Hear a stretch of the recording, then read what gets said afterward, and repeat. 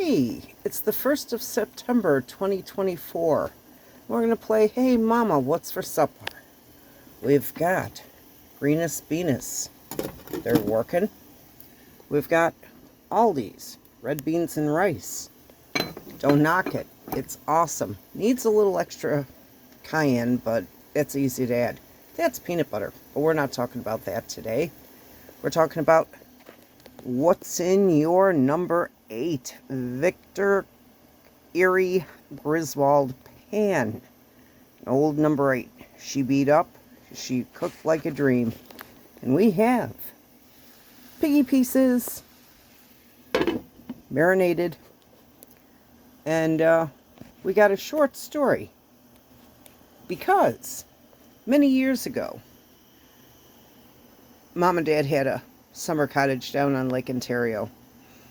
And they wanted to have some sweet corn to go along with their food for dinner for Labor Day. So my mom and one of the people that was up went up along driving around Route 104 trying to find sweet corn. Just nothing fancy, just sweet corn. And there wasn't one kernel to be had. At that time, of course, it's the 70s, and they didn't stagger out the corn like they do now, where they start planting some, then they plant some more, and then they plant some more, so they have a longer yield throughout the summer. Once it was done, at that time, it was done. And Silver Queen, which was the late comer, if you will, for the yield, that came last, and once the Silver Queen was gone, nothing.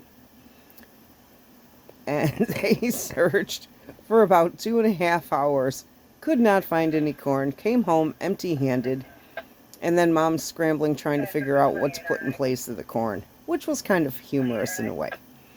But it was still just how times have changed.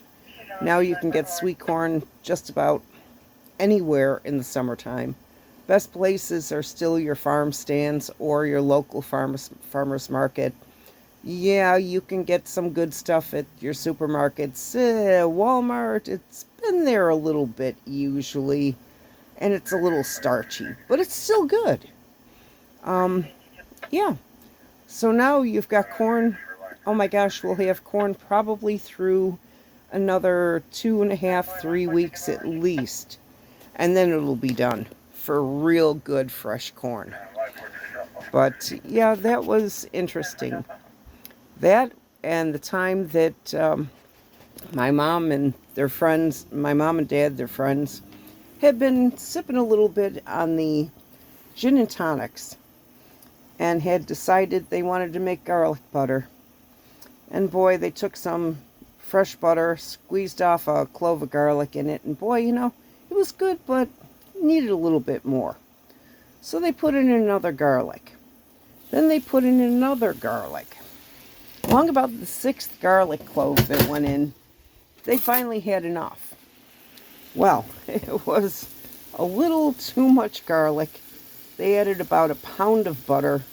Finally got it so that you could eat it without it being just straight raw garlic. And yeah, that was fun too.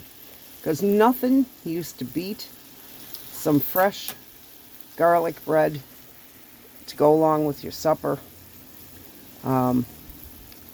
Francis Bakery in North Tonawanda had the best rye bread you had ever put a slice of butter on. And unfortunately, when the place closed down, and now all but a couple, one Francis boy I think is still with us. The others have passed. And I had asked one of the Francis boys, I said, so how do I get that recipe for that bread? He said, you can't have it. I said, it sounds like I'm going to have to marry into it. And he said, nope, even then you might not get the recipe. So anybody who remembers Joey Francis, Dave Francis, we miss those guys. I can talk about them because they're gone, but not forgotten. And yeah, so I just did a little turnover for my meat over here. I'm going to flip this around, take a new peek. There's some that are done. There's a couple fresh pieces in. Just seasoned. Our green beans are definitely doing their thing. They're almost ready to be drained. And the red beans has a little bit to go. But just wanted to share. Please have a safe holiday. Don't be crazy. Stay smart. And have a wonderful, wonderful day.